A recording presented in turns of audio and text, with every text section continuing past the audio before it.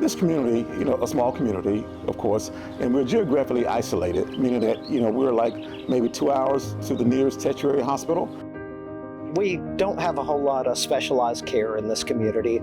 There's no OB care in this community, so they have to leave this area to seek that out. So a lot of our patients don't have prenatal care, and that presents a challenge.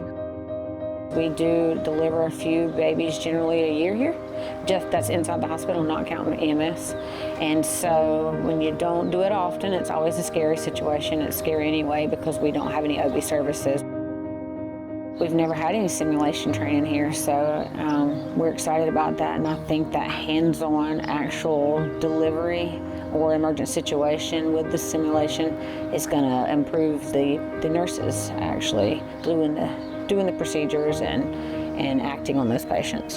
So you have your ED nurses, emergency department nurses, that is separate from your emergency medical service EMS personnel. And so they're working hand in hand now, and what they will do, they will increase coordination and integration of services. So when things like this happen, they're used to working with each other. They have seen this before, and then it would benefit the community as well as the patients.